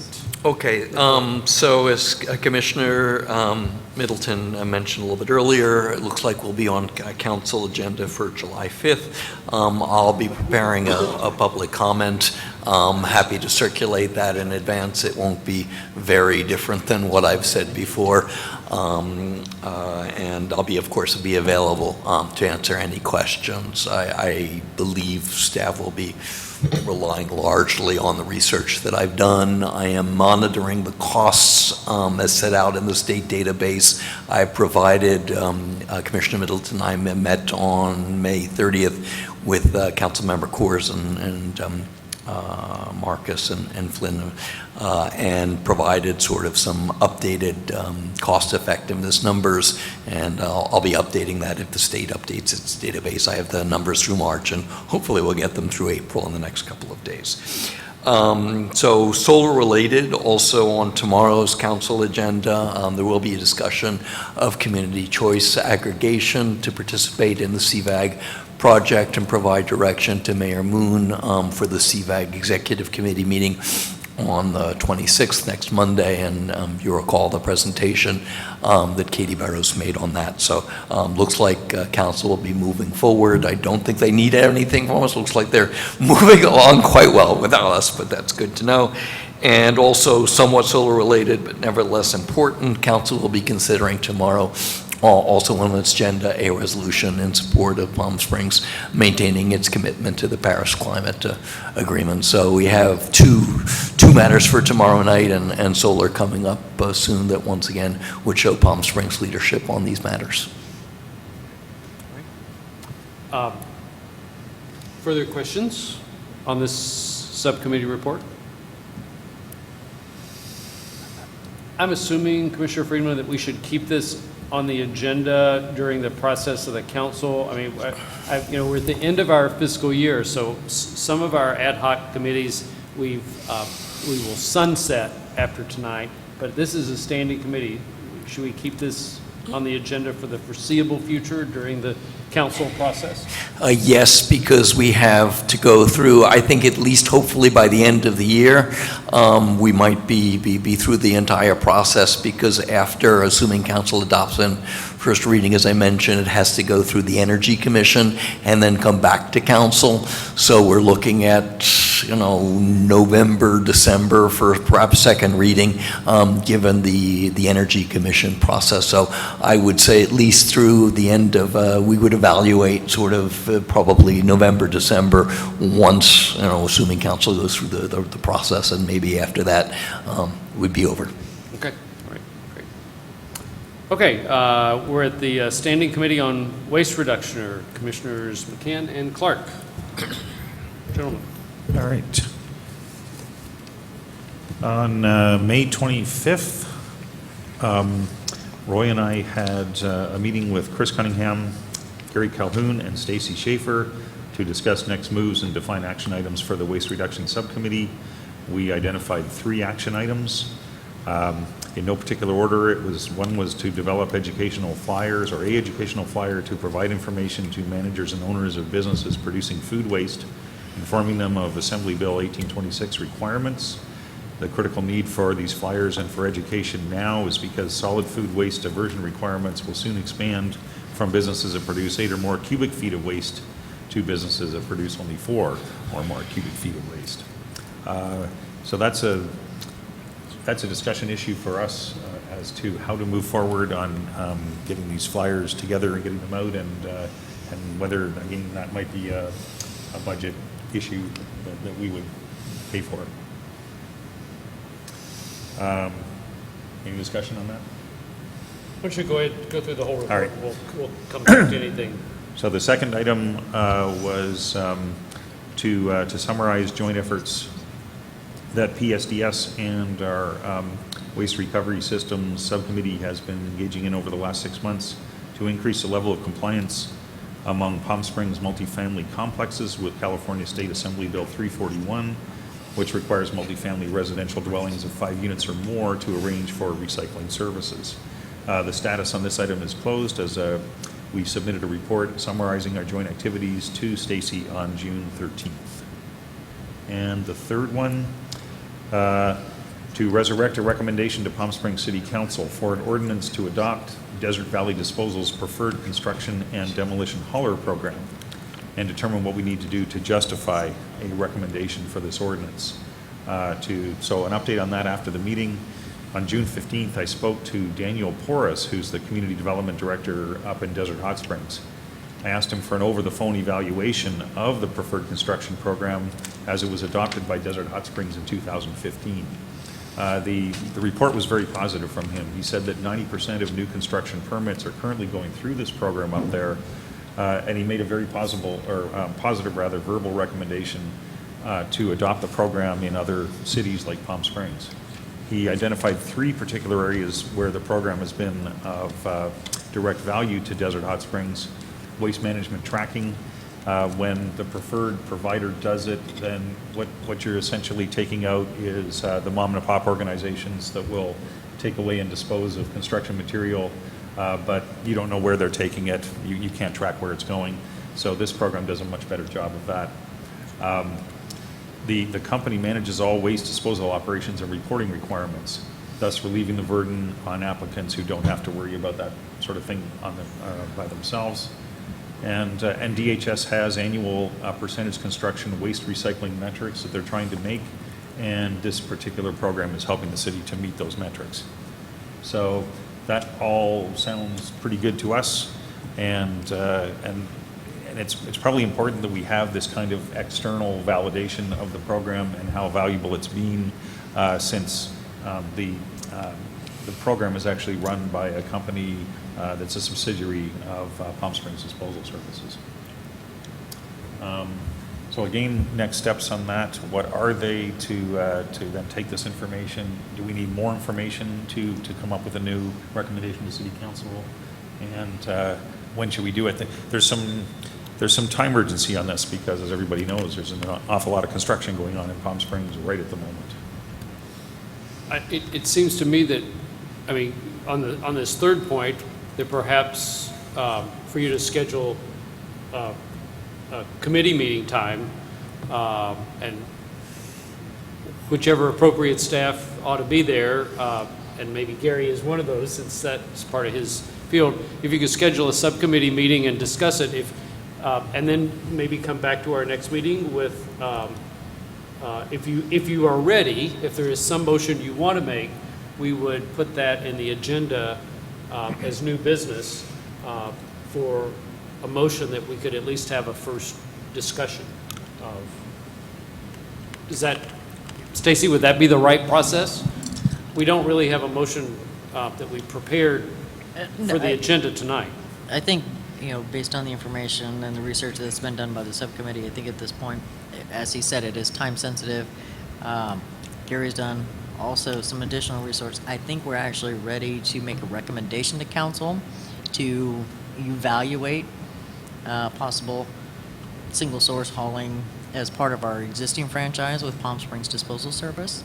And probably one more meeting, gather that up, and then figure out what that recommendation should look like, bring it back to the group for a vote, and then we would forward it on. Okay, so that sounds like what we are talking about perhaps is having a draft recommendation for next month's meeting? That, and unless you have a need to have a regroup on it, but I think most of the information is already pretty much here. All right. Okay, so you think between what has already been done here in the subcommittee and what staff have gathered, you think you're ready to create a report and have a motion ready for the agenda? Okay. I think the subcommittee is. Okay, the subcommittee will. Okay, all right. I would also like to point point out out for a new business agenda item in July, and let's circle back up. We don't have any costs for an educational flyer. It's hard to know with designs. I just wanted to point out that any cost related to this would come out of the recycling fund once you have an abundance of. Yeah, so we don't really have a budget issue. So I don't know that there's anything we need to refer to anybody. If we think we need educational flyers about AB 1826, we have the money. We're kind of like the Conservancy. We've got money. We need to spend it. Yeah. So, and the waste category anyway. Commissioner Clark. Going along with that, I had notes from the meeting that I think Gary and Stacy and Chris had some flyers on the subject from the past that were going to be provided to us. I think it's a little early to talk about the cost of the flyers. We need to figure out what will go into them. Sure. And, but it hopefully could happen in fiscal year 17, 18. Oh, it certainly could, and it should. Yeah. It should. Yeah. Okay. Okay. Other questions of Commissioners McCann and Clark? I'll just add something about one topic that we had about a minute to talk about at the end of the meeting because we ran out of time, but this household battery recycling. And I think there was general interest that we should try to develop a program, but the real big question is, where do the batteries go when they're picked up by Home Depot or Lowe's or Desert Ark? And I did get some information from Chris. He provided me the name of the place that Burtech, who runs the MRF, sends their batteries to. And I told him I would follow up with Desert Ark and find out what they do with the batteries as well. But in order to have any kind of an effective program, we really need to have somebody that will pick up batteries at places and bring them to the right recycling center. And I did find out that there aren't many recycling centers that actually take batteries apart, but there are some in the country that do that. And I think to have a good program, we need to know that there will be a place where the batteries will actually be delivered to for recycling. Questions? All right. Thank you for your work, and it seems like we are moving along nicely on a couple items there. Item 4, active transportation. Vice Chair Wilson, anything? No tonight? major developments, just some voicemail exchanges with staff, and now that Jay is on board, maybe we'll loop you in a little bit going forward. Great. Welcome. Thank you. All right, item 5, the ad hoc committee on the budget, and we have a nice report. So I don't know who's, Commissioner Goins, Clark, and Wangler. Is there, I mean, good information. Is there discussion items you want us to highlight tonight in your report? I mean, it looks like you've got a good start. You've got some next steps. Anything we need to talk about? Not in particular. We put the report out to see if there were any questions or any feedback from the commission. But we're definitely moving forward and plan to have something more substantial by next month. Okay. Are there questions? You all read the report. Anything you wanted to ask Commissioner Clark or Wangler about? Could you give a little more detail on what it means to free up existing obligations, what you're looking at there? Well, it says in parentheses, the cogen plant. Yeah, that in particular, if you look at the sustainability budget, there's a line item in there of roughly $140,000, $150,000 that's pulled out every year from the Sustainability Commission's budget. And we're just trying to get more information about that, because it's for a limited amount of time, so we want to know how much longer this is going to be taken out of the budget, and just some more details about, I personally don't know a lot about it, so I'm trying to find out more information about how it was established, what it's for, how long we're going to be obligated with this, because that piece is critical, in determining how we move forward, because that's a lot of money. And once that money is freed up, that goes back in the sustainability budget for us to use. So we're working with the city staff on getting that information. Thank you. And one of the Yes, things that Commissioner Clark. One of the things that had been discussed in one or two of our past commission meetings was whether or not we should look at having a staff person, full-time or part-time, or devote the funds that we do have available to programs. And I think it was the general consensus of the three of us in the subcommittee that we really should look toward getting a full-time staff person.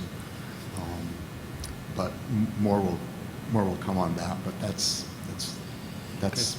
where we ended up in our discussion. Okay. Questions? Further questions? All right.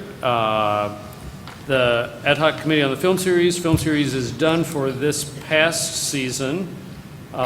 Is there work soon to be happening on looking at films for next season, or don't know yet, or are you I don't think we know exactly that aspect yet. But the last film was supposedly the best attended, The Messenger. There was quite a lot of people there. And can we perhaps put on the agenda for either July or September to discuss Sure. I mean, further? yeah, and Megan can help prompt us, and we can come back and see what we can do about that. See if we can still support, okay. Okay. I'm curious, Commissioner Futterman, you had mentioned something about maybe shifting the time slot for the film series to early afternoon. Do they not have conflicts with matinee showings of other films Megan then? Or seemed to think that it might work because it's just one theater, and it would just be for one film. So we're going to be discussing that, but it seems that 9 a.m. on Saturdays is maybe not the best time for people to come.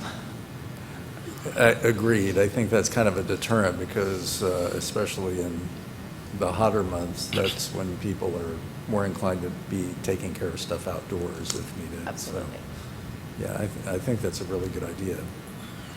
Thanks for pursuing that. Of course. All right, we're at item 7, the Ad hoc Committee on World Environment Day. That happened on Sunday, June 6th? 4th. June 4th. Some of us were there. Do you want to offer us a brief report? Sure, I don't know if we have time. Diana Shea did a little video of, for those of you that weren't able to be there, would you be interested in seeing a bit?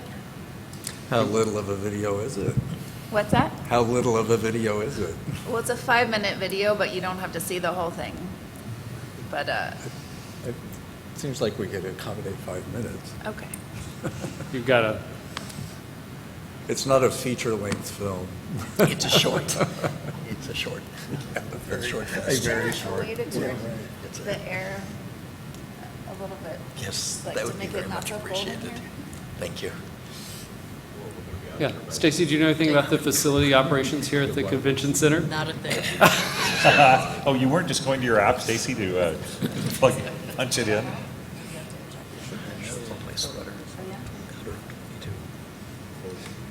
Should we move while you're getting your tech Yeah. thing? What do we'll move to the next item while she's figuring out her tech stuff. We've also got an ad hoc committee on the bicycle route maps. Are we really done actually with that process or close to done? We are close to done. Okay. I'll give you a 30-second update. Okay. Basically, it's to the graphic designer. He's going to be, creating a draft for us to look at in the next couple of weeks, and we're hoping to be able to bring a draft of the map back to the commission in July. Oh, okay. And then, get sort of the final feedback and get it out to print. Have it ready by the fall. Okay, that'd be perfect. Okay. Questions of Commissioner Weigel? Okay. I'm jumping around a bit in the interest of time and people's attention. Item 10, anything about water, Commissioner Friedman? Some good news, notwithstanding the removal of the water restrictions. DWA reported this morning a 28% reduction in water consumption in May compared with the 2013 baseline, and they continue to show a full reduction of 24% since the restrictions started. Of course, they've been lifted, so I want to congratulate the city and the residents and the businesses for continuing their conservation efforts, because that's a really good number, particularly since there was no rain last month. The downside of that is since DWA is selling less water, they will be increasing their rates. This is the previously approved rate increase with sort of steps for each coming fiscal year. So the next step was July 1. That was approved at this morning's DWA meeting. The rate for 100 cubic feet, which is roughly 750 gallons, will be going from $1.57 to $1.72, and the monthly charge for most single-family residences, fixed charge, will go from $14.41 to $18.12. That will be used to cover their fixed costs. They are putting about $4 million into pipe replacement and coordinating with the city to make sure that streets are done and not sort of having to be redone a few months later with the pipes. The other thing is that DWA has issued their 2016 water quality report, which is available on their website. Marcus had received, and I believe Stacy may have been copied on a query from some residents about potentially banning water softeners in Palm Springs. That's largely preempted by state law that Marcus was able to research. However, DWA in the water quality report indicates that it does discourage water softeners and actually has a prohibition on discharge of excessive salt into the system. So Marcus was able to answer that query and respond to some resident comments that were circulating on Nextdoor. Questions of Commissioner Friedman? Thanks for the update. Thank you. Do we think it's going to work, or? The problem is the way that it's uploaded is beside you. The way I saw it in our Dropbox of shared files, it was right side up, but now it's back to this. I don't know if we can get sound. You could at least hear some of the music and catch a little bit of the side. Well, why don't we do this? Why don't we have this playing in the background and you give us the audio yourself? Perfect. You can tell us what happened. The music is nice. So this is Bree Cherry and the Boys, one of our 3 bands or performers that we had. There was over 20 exhibitors. And then we also had food tables, and Michael had his amazing sprouted nuts and things from Sky Island. And so you can kind of see here we have Joshua Tree Tortoise Rescue. We had the permaculture people are Joshua Tree Transition. And in the paper the next day, the Joshua Tree Tortoise Rescue was featured as well as Joshua Tree National Park. I don't know why she chose those 2 exhibitors, but at least it kind of, gives us an idea that the high desert is not that far. This is really neat. The S Club from Yucca Valley High School, they have a bee exhibit, Save the Bees, and they were doing an art project with kids. So we had a lot of interactive art opportunities for kids. We had the robotics team, also the smart education, at least one of the main educators. Transition Joshua Tree is really great for just educating community, and that's the National Park, one of our rangers. This was a new thing. We had a couple vendors asked to come, and so they're local tie-dye people. And I think there's purple. We had 2 of your people here, Nate, and that was great. And we had master composters were there, master gardeners. They said it was a little bit loud at first, and so we had to turn down the music. So we're thinking maybe for the next year, if we do this, keep doing this, maybe they could go out in the transition area from the outside in, just to be able to have a little less noise to compete with when they're really trying to share information. This is the Legacy Group, had interesting green products for sale. He was a new addition that contacted Lori Kibbe about joining us, and why green? Victor came also. Victor came, great. Yeah, Wonderful. there he is. Wonderful, great. So that was really neat. And Southern California Edison, they always like to come.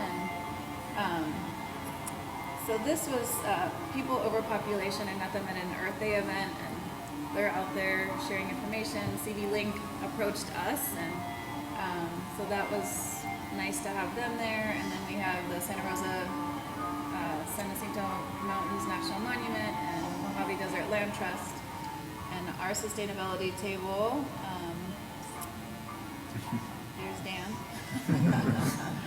And this lady that sells earth flags, which is just a really nice addition because those are great gifts and it's just a nice thing to have. And then we had our flow box, the circus artists. They did an abbreviated version of Earth Alchemy, which they can kind of change the theme, but they were there all afternoon and getting kids dancing and, and interested in circus arts. And this is a band actually that we found with you. I know Bree Cherry from before, but this was her latest incarnation with Bree Cherry and the Boys. And so they opened our day.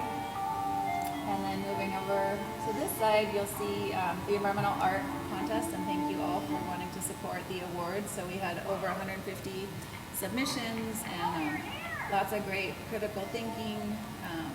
So I have other pictures and things if you're interested in just seeing some of that.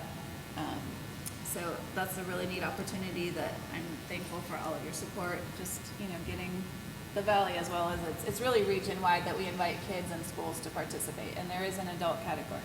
So for next year, if you or anyone else you know is interested. And the farm-to-table demos, the chef demos, I think went really well.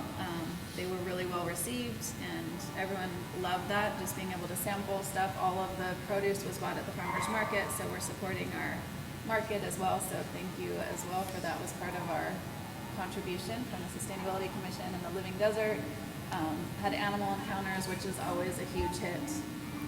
So they have a hissing cockroach and a rosy boa snake right there. But that's just a neat way to learn. I mean, the Madagascar cockroach obviously is not from here, and it's less scary looking than ours somehow. I don't know because it's bigger or what, but the rosy boa is a local native snake. So, and we did have a couple food vendors. We had Raw Remedy. They came a little bit late. I don't, you know. I think everyone was really happy about participating. All the exhibitors pretty much said that they would like to come back again, which is good. We've had repeat exhibitors every single year. And it's just kind of grown, and we've held, you know, at least 20 exhibitors or more. So that's been pretty great. I mean, we do have a few reflections of what we want to perhaps change for next time. And I think that this is pretty much over. Right, Diana? Yes. So was your sense that, did you have increased participation from students in the art competition, or increased attendance from the public? How did you feel about that? I feel like we did have increased attendance of the public. Unfortunately, what happened was the Urban Conservation Corps said that they were sending 6 people, and they sent 2. And we had them at the door, and they were to be collecting that information and, you know, writing down everyone that came in, and giving raffle tickets is another way to count how many people came through the door, and that didn't happen. And yet, when you looked at the parking lot, it was full, you know, all the way to the baseball field. So, so I think that that shows there was different fluxes of, you know, people that came through at different times. There was one time, you know, in the middle of the event that it felt really, really full, but that event space is huge, and so we have a couple ideas of how we could possibly make it feel not so big, is just even bringing in the exhibitor tables a little bit, and let's say we get a huge influx of people, we can push them out. That wouldn't be that hard, but it would make it feel a little bit smaller and more able to fill the space. So that was one reflection that we had. We definitely want to be able to count how many people come in better next time. So, you know, either stationing commissioners at the door, or, you know, I don't know, kids are not that responsible perhaps, and the Urban Conservation Corps, maybe next time if they do send 6 people, I think that that would be adequate to man that area. But for this time, it didn't work for actually collecting that data, unfortunately. One of our reflections also is that the last hour really waned, and so perhaps 4 hours is a little bit long. That maybe next time we do a 3-hour event, it's a little bit more manageable. We can, you know, maybe just contain it a little bit more, maybe not have so many bands. And the other thing that we thought is that the Environmental Art Awards was kind of in the middle of the event, to maybe perhaps put it towards the end. Like if we end at 5 o'clock, have the award ceremony at 4:30, and that way they can kind of round up the event. We'll have our raffle. The kids can take their art home if they're there, and that, you know, that would kind of streamline that a little bit more. So those are some of our reflections. I'm not looking at my notes. Am I missing anything, Diana? Right. Pretty much hit on everything. Right. Definitely with a 4-hour event, there were like waves of people that came in and out, and then some home.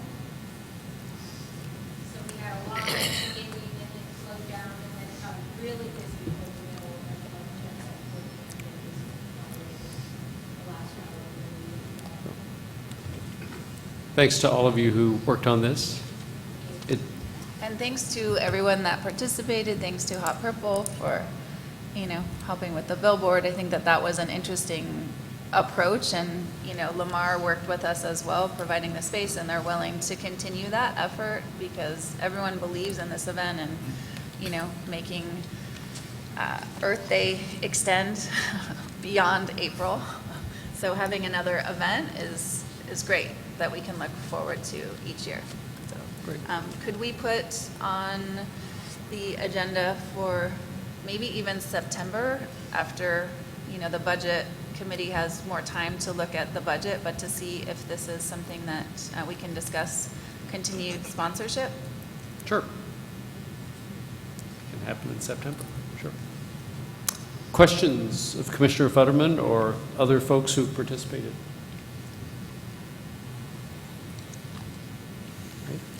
So, Commissioner Futterman, anything else on, we skipped around a bit while you were doing your tech work with Drive. Anything else on either wellness or outreach? I know this was your big project that you worked on. Yes. For health and wellness, it has been brought to my attention in a variety of ways about a concern of staying hydrated in the desert. We live in the desert, and of course it's a concern, and most of us know to keep our, refillable water bottles with us at all times.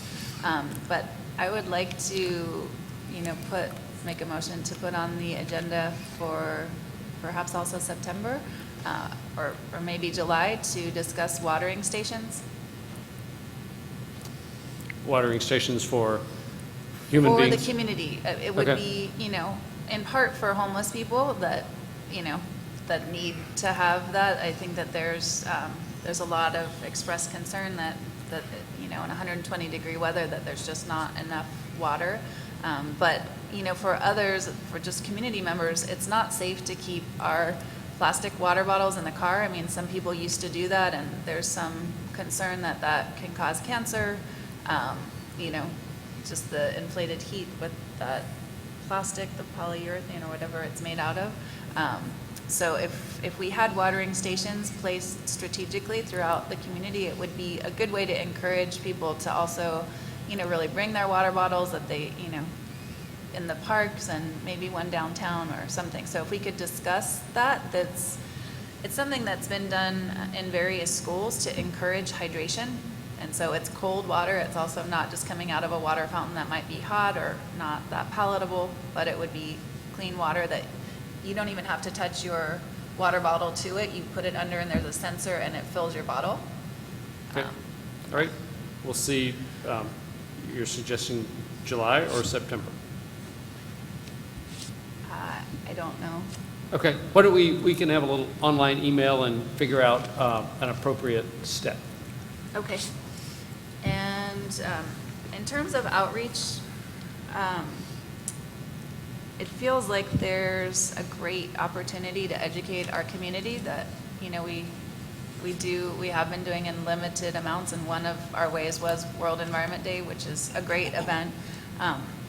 But I'd like to also move to put on, one of these next agendas to discuss workshops and classes and how we can better serve our community. So gardening, composting, permaculture, those kind of things. Okay. All right. So noted. Anything else? I think Michael is going to. Oh, I'm sorry. I was looking that way. I have something related, and this came up in our debriefing on World Environment Day, about better outreach and better visibility for the Sustainability Commission, and what we're doing as a city. The idea came up that maybe we put forward a resolution as a commission to the City Council to declare a month to be Sustainability Month for the City of Palm Springs, possibly October, to kick off the season. This year we already have, one event that's moving forward for October, the Zero Net Energy event, and we could, have other events that happen, and just have a concentration of events related to sustainability in the month of October, and really publicize it. My sense is that might be really a short time frame, given October is as I know how quickly city government works. I mean, I just don't know about getting it moved that quickly, and with council and this commission taking meeting time off in August. But it's an important point, and we can figure out a way to address that. Yeah, and if it doesn't happen by this October, it can happen by next October. It could. So just to get the discussion going. Okay. All right. And we did discuss that in the follow-up meeting of our ad hoc budget committee that John and Michael and I participated in, and Michael reported on that, and that was the type of thing that we thought would be justification for the position that we're interested in having, a full-time position to support us. Okay. I need to remember to look both directions. Other questions? Great. We are past 7 o'clock. I want to move us along, but we must note item H. This is Commissioner Otto's last meeting of his term on the Sustainability Commission. And so we want to recognize him for his service. And we have for you, Nate, if you'd come over, come stand up. We have a certificate from the City of Palm Springs recognizing your service on the Sustainability Commission, a certificate of appreciation signed by Stacy Schaefer and the mayor and by David Reddy. So we want to thank you for fulfilling your term. Well, thank you very much. And you can grab a microphone and offer a sermon if you wish.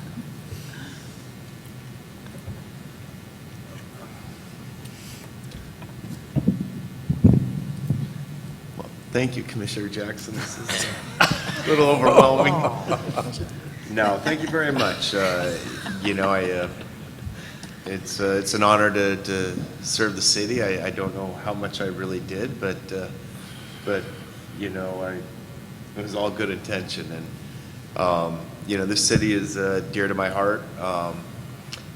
Not that I was born here, but you know, my family does run deep here, and a lot of them never wandered off. And my daughter, I guess, would be considered fifth generation. So you know, City of Palm Springs is important to me and its success, and the citizens here. You know, we have great neighbors. You get to meet people from all around the world without having to get on a plane. So it's a great place, and it was an honor to serve, and I learned I learned a lot from everyone, and I think you have some great new members that are going to do some great things for this commission and this city. Thank you so much. And we have appreciated your expertise that you have so willingly offered us. Thank you. And in 10 days, you get to be the general public again.